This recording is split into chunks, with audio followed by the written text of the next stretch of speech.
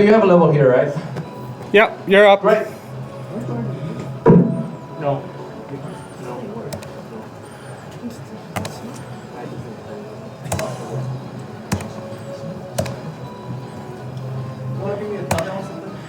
Also, USB device is up. Alright, is the live stream up or something? Live stream is up. Give me 1 second, your mic's about to be up.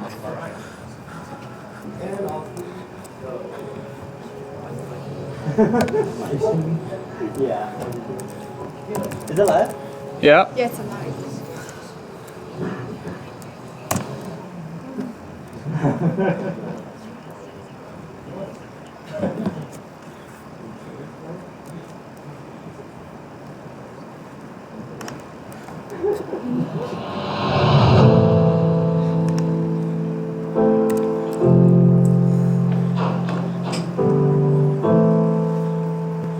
Is it actually live? That screen?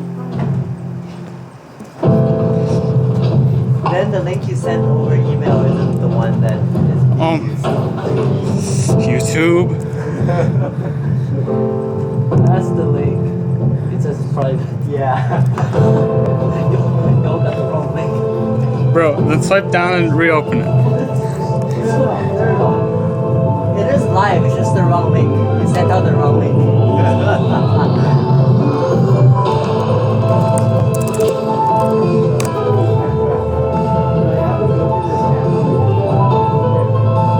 Hey, I'm the one person watching. How do you feel?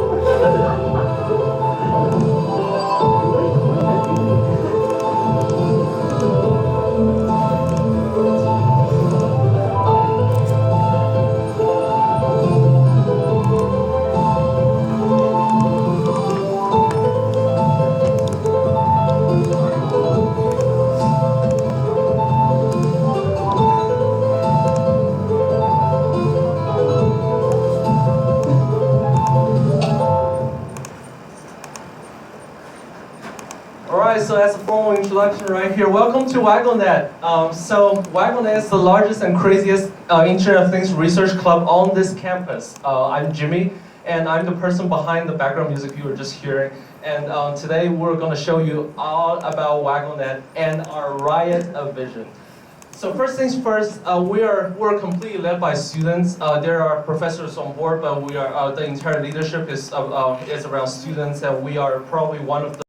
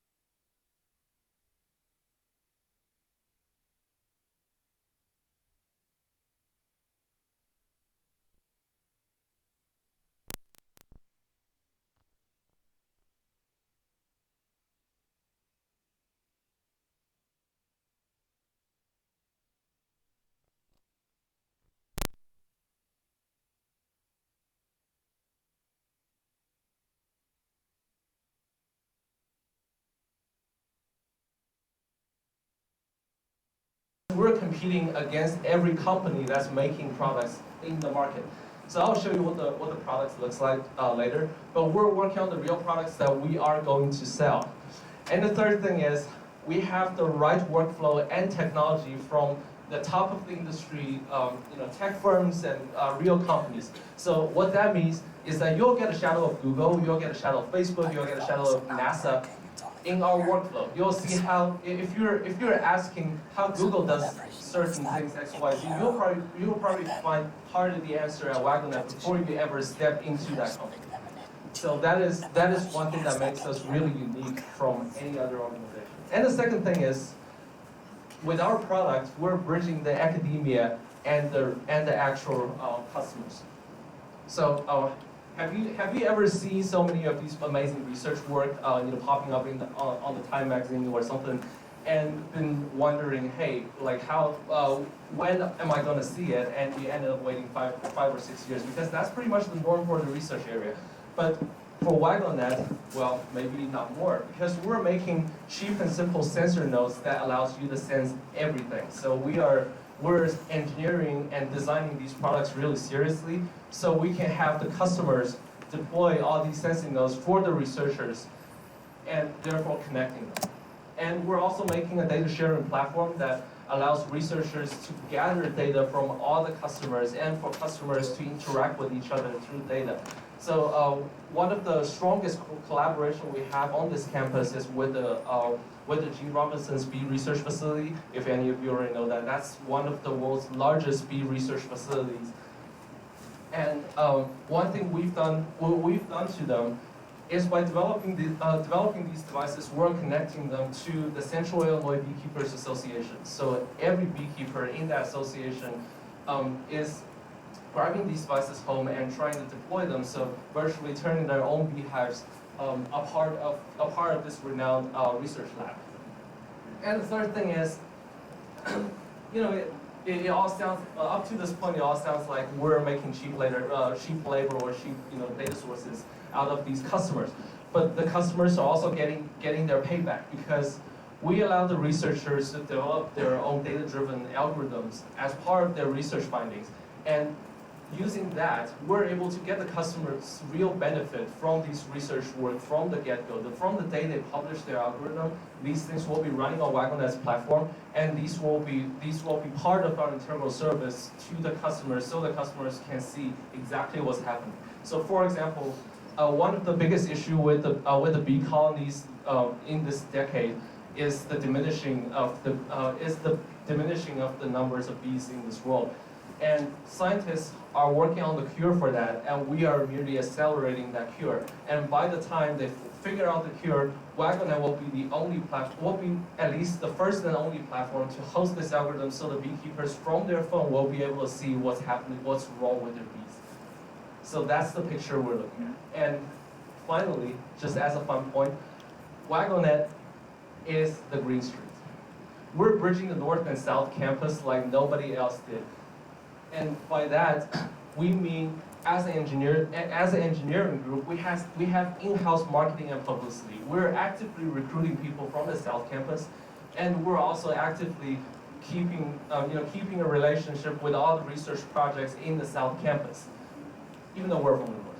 And also, we focus big on the technology, on the combination of technology and user experience. We do really good user experience, and as a matter of fact, this entire slide deck is coded entirely using JavaScript, HTML. If you're an art student and you're wondering how we're doing that, and just by the way, that animation itself is also coded in JavaScript. If you're wondering how we're doing that, join WaggleNet and we'll give you an answer. And for the tech side of you, if you're a programming genius, we'll tell you how to make your code look a ton better looking, from your competitors, so your code outsells everyone else in the market. And the third thing is we adopt a lot of workflow from the creative industry. We'll have a few members share a little bit from that. But we are a strong practitioner of design thinking. We have a strong collaboration with the Siebel Center of Design too. A few professors there are advising on our workflow. But for now, we have a very creative workflow that empowers you to think about real-world problems before you start picking up your computer and typing code into it, because that's one of the no-nos at WaggleNet. We would like you to solve real problems before you cause real problems. All right, so this is a rundown of our teams, and to tell you all about the admin matters and our teams, let's welcome Candace Ho from our mobile applications team. So, quick introduction of Candace. She just joined WaggleNet half a year ago, and she is sophomore in the math department. But today she is going to tell you all about our teams through her interactions with our team members. Yes,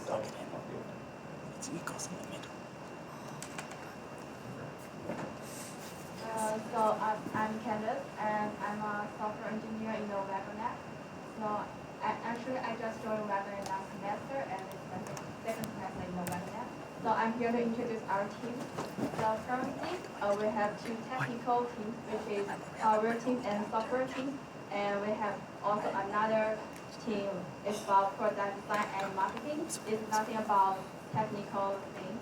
So and for the hardware team, we have our weekly meetings on Thursday and software on Tuesdays. And if you are interested in the hardware things or you are interested in coding, like Python, JavaScript, you can join the hardware team or software team. And since we have very few people in the marketing and design team, so we didn't specify a weekly meeting yet, but we really need people joining us for the marketing and design team. And next, there are many new forms efforts we are in high demand. So the marketing or industrial and UI design and game development project. If you are interested or you have talent or you want to learn something about this project, so feel free to join us and we welcome your input. So for the marketing, you need to create like pitches, taglines, and you need to build relationship with our researchers and our customers. And if you are interested in the design thing, you need to work very closely with our all other technical teams, and there will be a lot of care and joy and exposure to the engineer is also expected. So for the last new project is about the software teams. So now we have a mobile app is already in use, and we are going to start a new mobile app which is in game version. So you need to implement our function or features, but it's in a game version. So if you are interested in the mobile app building or the game development, so please join us and help us with the game development. And the next thing I want to mention about is to what you get in the WaggleNet. So for here, if you join us, you can have access to all our resources. We provide our tools, toys, and every information you want to know. Also, and if you join us, you can register for the CS97 process, and you can register for 0 or 4 credits, and you can get 500 in cash. And also you can have more activities and events with us. Also, WaggleNet, we are doing very fancy things it's a very outstanding job. And if you are going to looking for the internship or full-time job in the technical industrial, it will be a very good highlight in your resume and your career. And so, and last thing I want to mention about is the expectation for our members. So, so be careful and be nice to our tools because they are our investments. And the next thing is you can smartly or organize your schedule. There are people who only commit 2 hours in WaggleNet. There are also people who spend 300 hours in our lab. So you can schedule your time as you wish. If you are a little bit busy this week, it's totally fine if you can just attend the meeting and come to the meeting and know what everyone is doing. And it's also be great if you want to put more input with your team and your project. And another thing is in WaggleNet we give you freedom to work on a project, but we do accountability, like just come to meetings and talk to your teams and work together and complete your work. So it's always expected from you. So the next thing I have talked about our structure, and next thing we will welcome Sebastian to take us to a 10,000 feet dive. Thank you, Candace, for that wonderful overview of our expectations, as well as some of, I'd like to say, Jimmy's fantasies of 200 hours, because I know I don't have that. But, anyways, moving on to our 1,000 or 10,000 foot dive of WaggleNet. Just the overview of WaggleNet in general, what we do and how we do it. So, starting off with marketing and publicity. We have industrial and UX design. So, since WaggleNet is hopefully soon incorporating and becoming a public entity, we hope that as we get more actual customers and, well, customers and market value in general, we're actually going to have to start, we already have, but we hope to actually, we want to design experiences for users that aren't just encompassing of what we do, but what the user expects. So we wanted to create interfaces that not only, suit technical abilities, but the abilities of those who actually will be using our devices. Well, that's, where did my slides go? There we go. Technical difficulties. So, CineSquad, if you haven't realized, we're live streaming right now. And we actually have quite a few promotional videos, so on and so forth. If you've ever been ECB, you may have seen some of our videos on the displays around the building. So we actually have a team of video editors on our computer engineering, electrical engineering RSO. So we make all of our own promotional material, posters, videos, so on and so forth. And CineSquad is a very important part of that. So, for example, our main machine actually has DaVinci Resolve, but if you're familiar with that, it's similar to Adobe Premiere or Sony Vegas. It is just one of many tools that we use in order to create our own cinematography / video promotions. Moving on. Finally, we have publicity. So we actually have social media accounts on Facebook and Instagram, and we actually revamped our website recently. So when it comes to publicity, at least, we're actually not that far behind from actual companies at this point. So we plan to only grow rather than, decrement our current status. But we do actually have a publicity team which is steadily growing. Going on to data processing systems, so more of what WaggleNet actually does as an RSO and as an entity in general. So first off, there's our data warehouse, which is just our fancy public-facing term for our servers. So if you haven't been to, say, engineering research fair, what we do is we actually capture data from internet-connected sensors, and we don't just show it live. We actually capture it and store it so that you can see a chronological view of data over time, so that researchers and consumers of data can actually see trends. And the data warehouse is actually a database stored in Amazon Web Services, so we are using industry standards for data collection and data storage. Why is that happening? As for our real-time pipeline, we actually have created our own custom protocol for mesh networking as well as data ingest. So instead of purchasing licenses or getting licensed technology from other companies, we rolled everything from scratch. So the entire pipeline from data being ingested on device to being sent to the cloud, that's all our custom code, and if you join WaggleNet, you'll get to work on it yourself. And finally, the data science automation. We actually, this is still in the works, but we actually plan on having live parsing and scrubbing of data for, and as well as flagging of data for anomalies so that they stand out more in the database, so they can either be marked as invalid data, maybe there's a hardware malfunction, or as anomalous data for researchers. So say if there's a sudden increase in hive weight, we can mark it as, oh, maybe hive maintenance. So those are some of the main data processing aspects of WaggleNet. And now moving on to the WaggleNet Cloud, which again, marketing buzzwords, but regardless. So member services. As it turns out, we actually do have a member-facing website. So if you go and say to another RSO, maybe they'll have at most some command line interface like add yourself to all their Gits or something.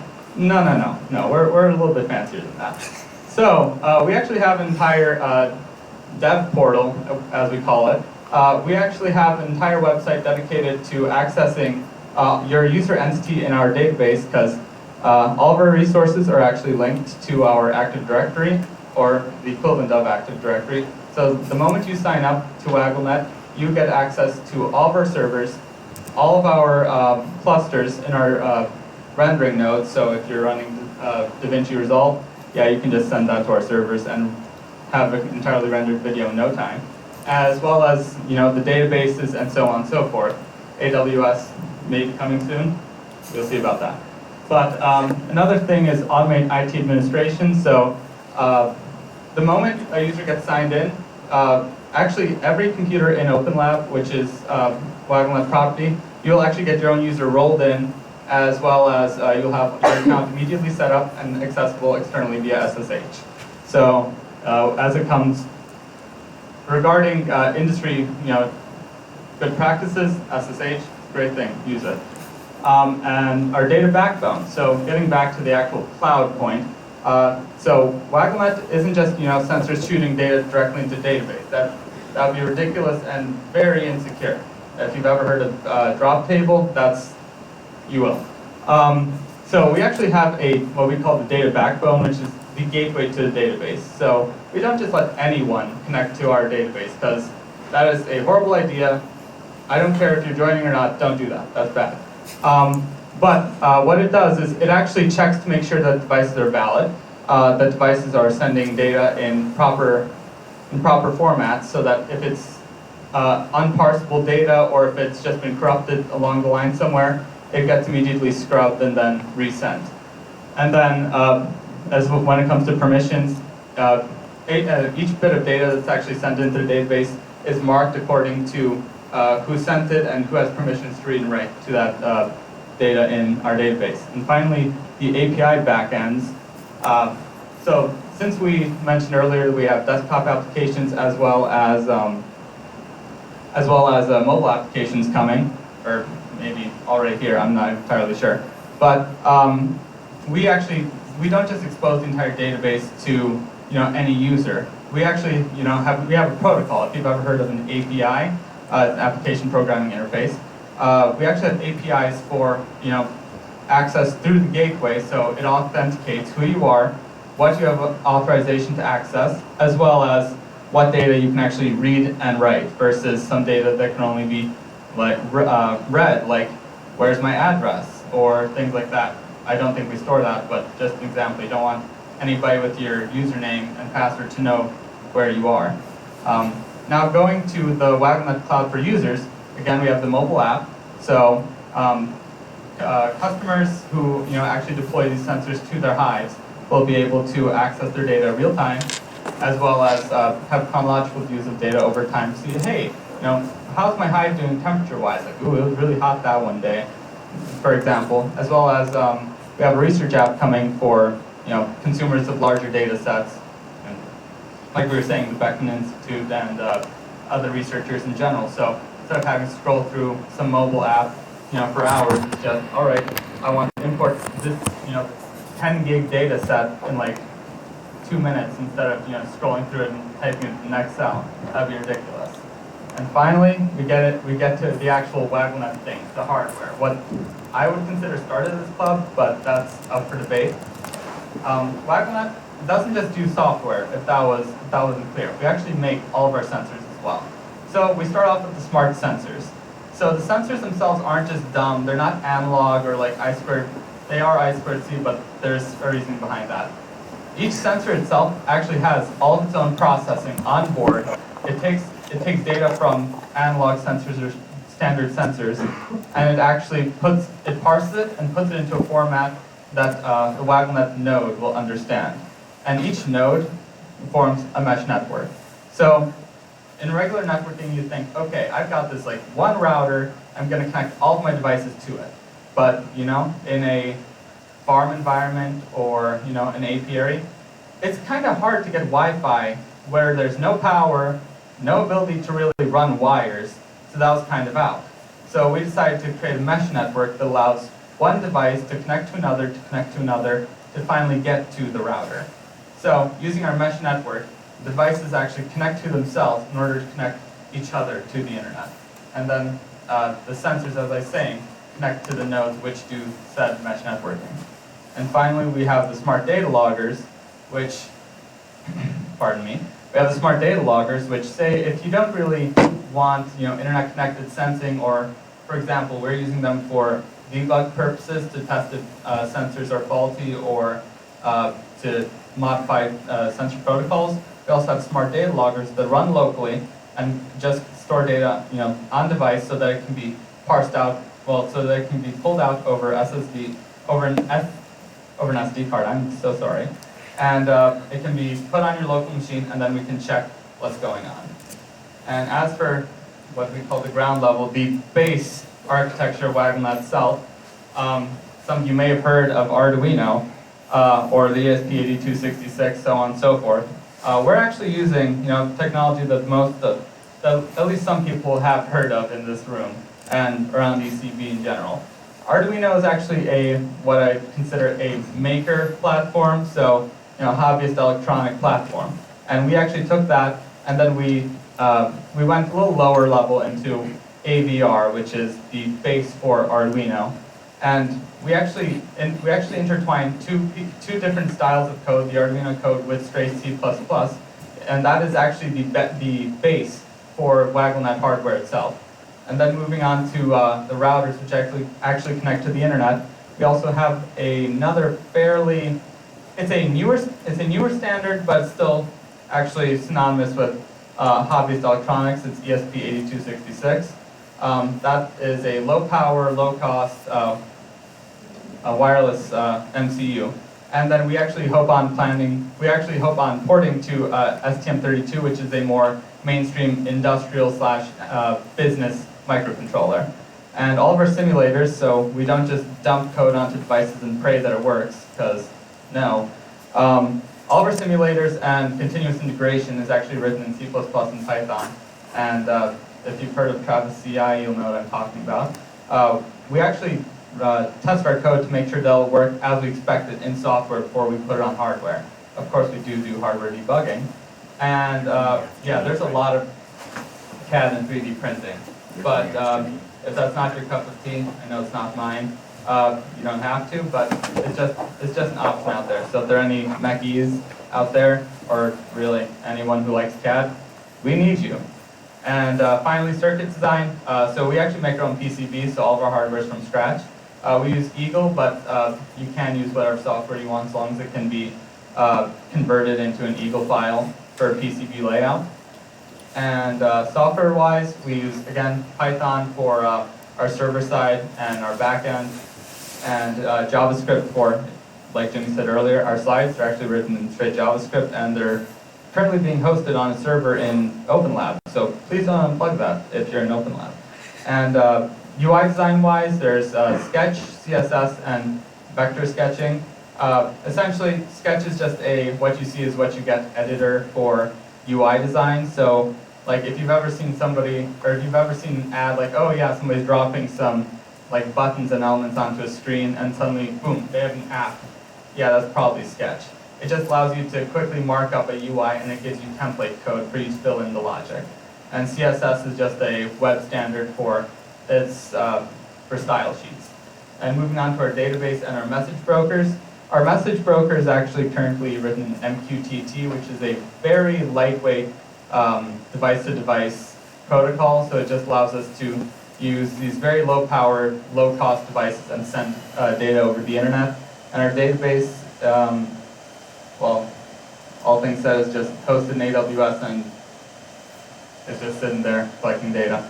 And as it comes to real-time programming, all of this is actually like, all these sensors are expected to respond real-time to real events. So all of our programming isn't, it's not just going to sit there waiting for somebody to eventually pull it. No, it's always running real-time. So you can't just, so all of our code is actually expected to run 24/7, 365 without halt. And finally, when it comes to modular systems, if you've heard of virtualization or Docker, you'll know what I mean. Essentially, all of our services in our backends, so our database, our broker, our authorization gateway, they're all actually separate pieces of software, but they get put into containers, which is a Docker term, essentially virtual machines that run code by themselves. So if one container goes down, it doesn't crash the whole server. You can spin up a new container, and everything will be back to normal. And marketing and publicity. So we built our own websites, as I said before. We live stream like now, and we actually do quite a bit of drone photography. We have a DJI Mavic Pro. So if you're into like cinematography and photography in general, ask Jimmy. He'll gladly loan that out to you. As for accounting and paperwork filing, that's not my department, so I'm sorry to say this, but if you're going to want to hear more about that, you're probably a business major. And there's quite a bit of Python automation. So anything in, for example, in publicity and marketing, we actually have storyboard software so that whenever you want to plan out a video, you can actually draw it, like rough sketch it, and it'll be transformed into 3D models. What's that software called, Jimmy? Storyboarder. All right. So, and then from that, you actually just push it up into Git, and then it'll put that into DaVinci Resolve for you, so that you have like key time frames for when does this start, when does this start, when does this start. And now, I'd like to give. Oh, that's the wrong button. And now, on to Jimmy.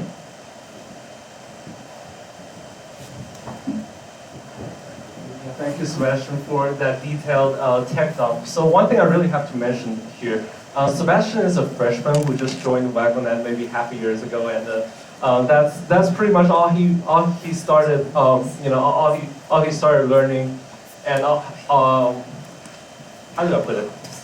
How legendary he has ended up. So if he can do it, we've set the bar. You can do it too. Be confident of yourself. We trust you. We believe you. So here, now let's move on to the legendary workflow. So one big question that I guess most people will be asking at this point is how you're going to actually manage this huge project, right? It's a huge project. Well, this is how we manage it. Any of you familiar with a game, just by the way? So this is a perfect analogy of how we're working on stuff. So if you're wondering what this game is, it's called Overcooked. It's a really fun game. But this is what it looks like. This is what our lab looks like, just by the way. So we organize all the stories into a backlog, just like in the restaurant, people throw orders at you. You put them in the backlog so that you don't get overwhelmed. So every week you basically pick out stories from your backlog. We call these things stories. They're just fancy ways to say features. But we put them in the backlog and we sit together at the table and we try to discuss, what we want to do every time. So. Hit space. Hit space. Oh. There we go. I haven't done it. So, yeah, basically we organize everything into the slot, and then we start sprinting. So we call this entire milestone a sprint. So we organize them, and at the same time we have to deal with customers bumping into us. We have to deal with UIC publicity office bumping into us with a camera. All of these funny things. So I'd like to challenge myself real quick right here. Is that I'm going to explain this entire complicated workflow, just by the way, used widely in almost 99% of the tech companies, including Google, including NASA, including whatever insert your favorite company are using.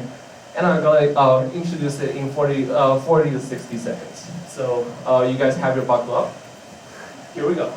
So first thing, we have customers throwing some orders at us, and we basically add them into a sprint. So we pick our favorite ones, so we're not entangling all the stories together. So then we basically sit together at a table and we figure out what steps it takes to make these happen. So we call them subtasks, and we also assign them to people. After that, we drag this on the board from to do to in progress, and off we go. We start cooking. So that's basically what's happening. Everyone starts working on their own stuff, real concentrated, real hard. And by the time we finish, we have this automated robot that checks our work. So this is what that robot looks like in progress. The robot is going to test our code or whatever design project, test them, make sure they're certified, then come back, move our card, and off we go. We're done. So that's pretty much our entire workflow in 46 seconds, aka how NASA works in 46 seconds. All right, so now I guess enough tech dump. I'm gonna hand over the microphone to some real members telling some real stories. So the first one up is gonna be Ashley. Ashley joined our project as a senior last semester, and so just a little bit of story. I invited her into WaggleNet because we needed some filming operation, and Ashley happens to be a drone pilot. So she started by flying a drone, and suddenly that filming project has gone off the rail, and she started splatooning the entire roadmap. And also that basically means she has a finger in every single project in WaggleNet in really almost half a year. So let's welcome Ashley to tell us what happened.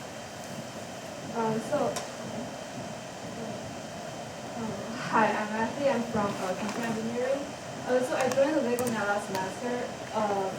Initially, I just helped shooting some videos about the aerodrome project, but then the video got on the week, so I just joined the software team, helping him build the mobile app.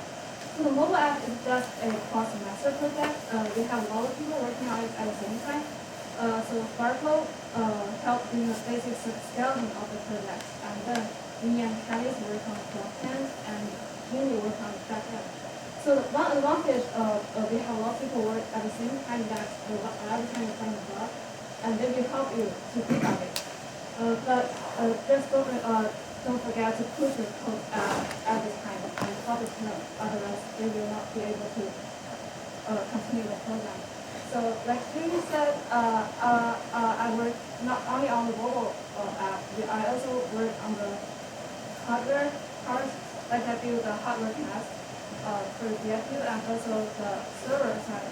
But here comes the amazing part about WaggleNet is that every time Jimmy will come to you and ask, hey, do you know blah blah blah blah, and you said no, and Jimmy said, oh, you can learn it from here, here, and here. And after you learn it, and Jimmy will come to you again and ask, can you do this task? And you say yes. And here, I'm here, and this is the reason why I do a lot of stuff on WaggleNet. So that's the story about WaggleNet. So the next speaker is Cameron. He's a PC and math major, a music major, and he's a freshman.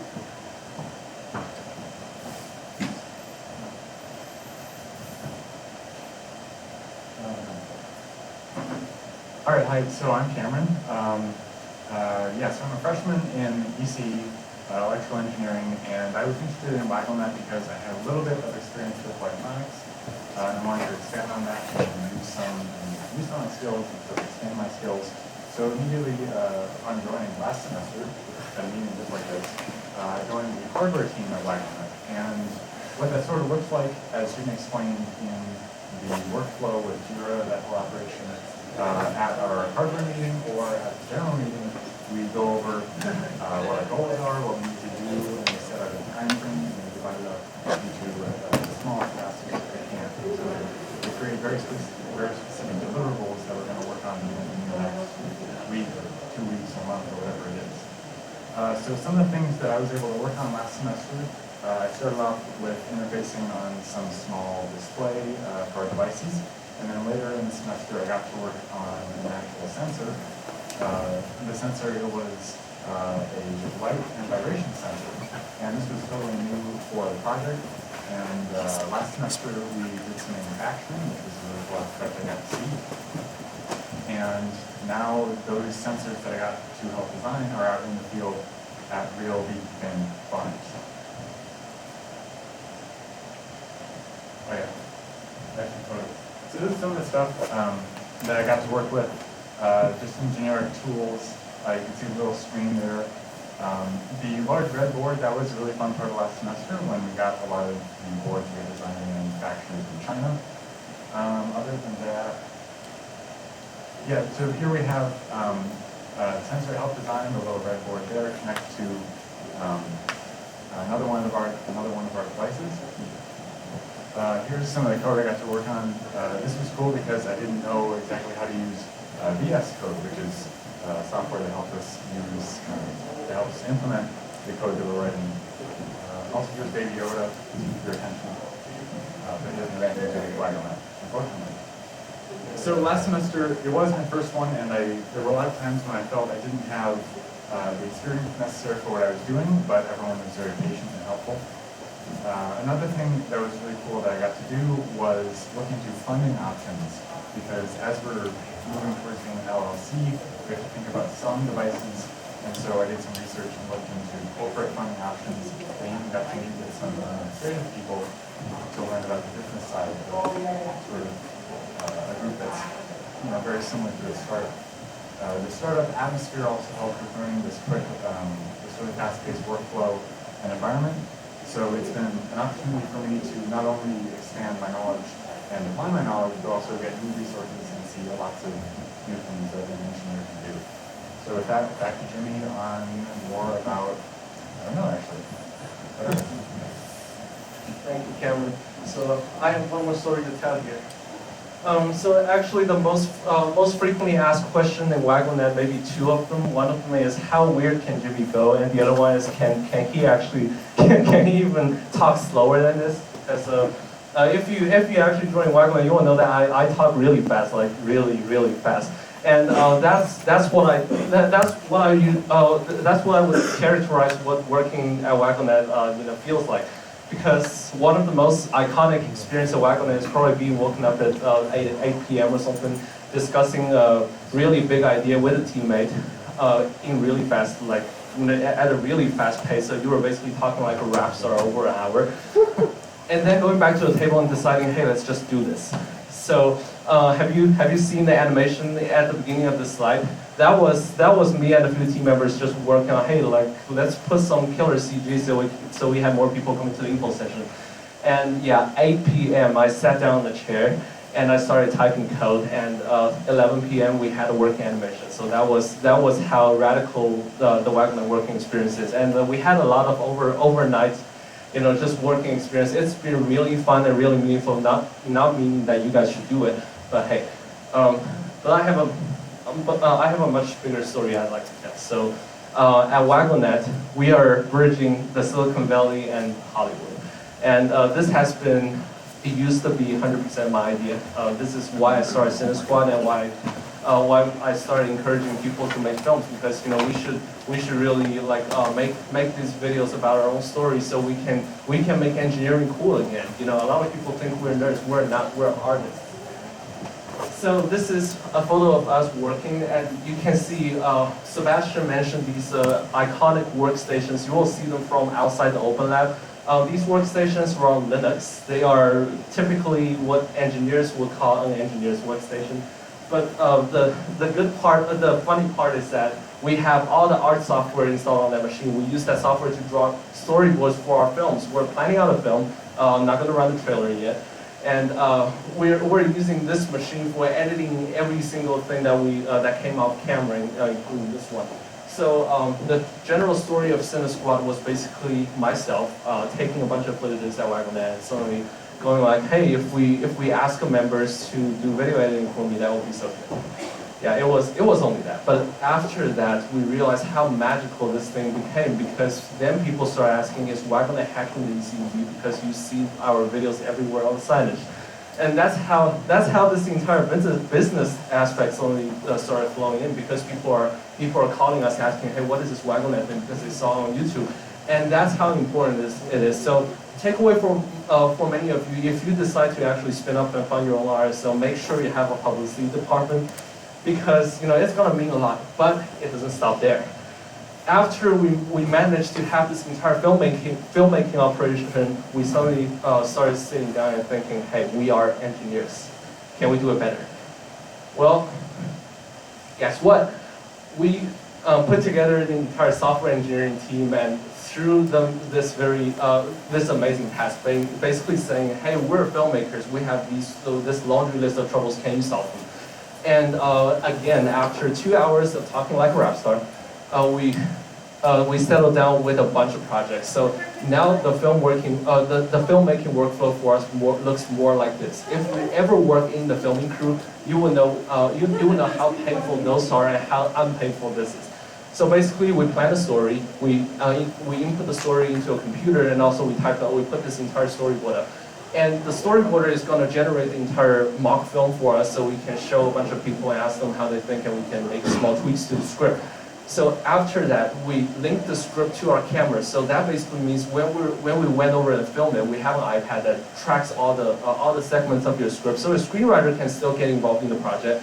But after we film everything, we just go and have a dinner, and we have someone that takes the SD card from the camera, plug it into a computer, and click one magical button, and the computer is going to start converting all the storyboard using the cluster that compiles our source code. And that's basically one of the best workflow tool that we ever had. So after the dinner, we sit back at the workstation. Everything will be at our disposal in the video editing software. So that's how magical it is. And we did this to a point where the College of Engineering media department basically came to us and asked us, how are you doing that? And also, as a matter of fact, we're using this opportunity to work on 2 films for the ECE publicly, so they can give us some funds. So that's one way of us winning funds. And there is a huge mouthful of details that I don't really like to go through, but we actually made a film about it. So let's make the screen to the top.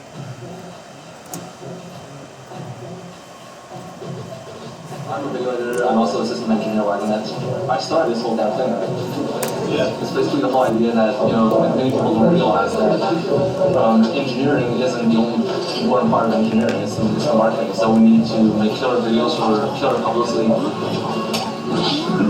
It's the first time we made something like a semester ago, and then we couldn't really figure out a point to it. So we just kind of we filmed the whole thing, and then we just kind of stopped filming it, and we just we edited it. But this time I think the writing process has been a lot more strict. So we have a story. Jimmy wrote it. And everyone reviewing the script, everyone pushing on the issues and pull requests and GitHub. We try to use all the story words and make it very fun. Being engineers, we incorporate a lot more technology into our workflow process than most filmmakers do. This cluster, which is usually used for compiling code to compile a movie set, and we also wrote software scripts to match up our footage with the storyboard. And we edit the movies on Linux. Filmmaking itself is more or less an engineering. Before it was art, because considering the University of Illinois invented the movies that as we know. It's like you have the basic skills, but honestly, at least you have the idea. You can try to combine everything together. It's not that hard. It's your story, so if you want to be a director, then you know the story, and you can set up how the story is going, and set up how this whole every shot will be look like. So it helps you to think and be creative. I think it's fun. Have fun with it and put your ideas out there. That's kind of the whole point of filmmaking to me. Usually you have to coordinate so many things. You have to know what constraints you have to know what is ahead. And that just sounds like engineering.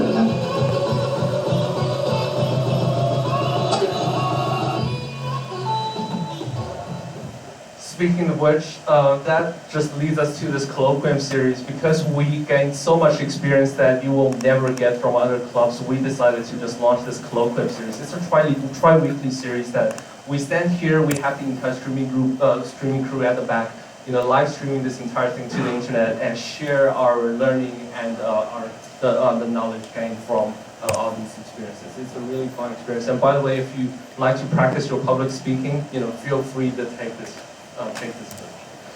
Alrighty, so we are more than just WaggleNet as we just talked about. We are offering course credit options, but whichever way, it is mandatory now that you sign up for ECE, CS, or whatever your major 397. There is always a 397 course. It's called Independent Studies.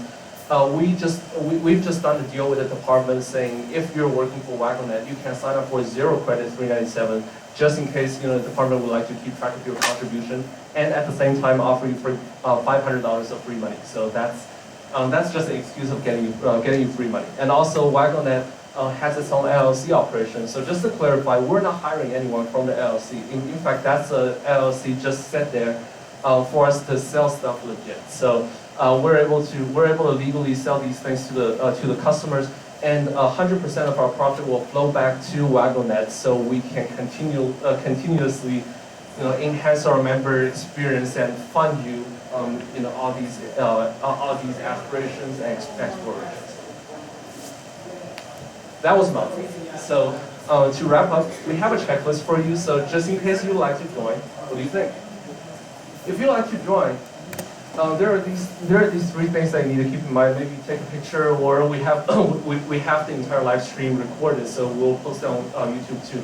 So first thing, make sure you come to our meeting on Thursday, 6 p.m. because that's an all-hands meeting. Everyone will be there, and we'll be going through more technical details about our workflow. And also make sure you have ECE's Open Lab access. So if any of you have to get someone else to open the door for you today at ECE because you're a non-major, getting the Open Lab access basically means that you will automatically gain access to this building as well. That basically incurs maybe a 1-hour learning about lab safety, and you'll need to take the safety certificate. But after that, you just come to the lab, and there will be a lab tour schedule. Just feel free to Google, you'll find it. And finally, for all the formal enrollment information, go to wagglenet.org/join WaggleNet. There will be a checklist. It will ask you to sign up for a few accounts, join our Slack group, and also gives you a few contact details. So if you have a question, feel free to email someone else. So have fun at WaggleNet, and thank you for all your attention, and we hope to see you at our meetings.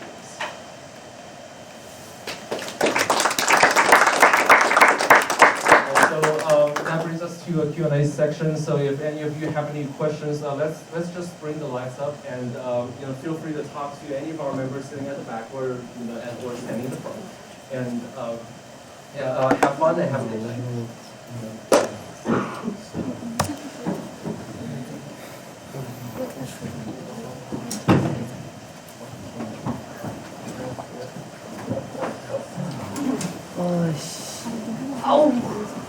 What the hell? The last video didn't play. What? The last video didn't play. It's okay. I just pointed the camera. I don't know. Okay. So, what time do you guys record? Yeah, what do you think? Wow. I can show you our Also, you want to see calendar what's happening over So, here. Like we you can have so see many we have a screens. general meeting on Thursdays One from thing, right? 7 p.m. Someone saying that you're willing to rent out Usually, your, so last semester we had it where there was a doodle poll, so like we poll which kind is best for everyone. So once more people join, we throw a new one out. So teams get scheduled for the best time for each team. So hardware, software. This is one of our most contrived presentations. So at that point, I mean, still if you can't make it, it's fine. Like I can make it. It's fine. So and we might move the general meeting. Just depends on how it is. Really. 网页都关了是吗？如果没有，你开出来就行。哇，这是谁拍的？ So in order to join this, 是你拍的吗？这是默认的背景。 Are you an EC major? yes. Do you have open? Grade wise, work wise, it's a little more. Then you literally Grade wise. you just go to this website, so wagglenet.org/join WaggleNet. Yeah, it was on the slide. So if you forget, just go to last, like scroll to the end of the video. Grade wise is fine. And So work wise, just it's not good. Jimmy. It's good. What do you mean? Grind out on Jim.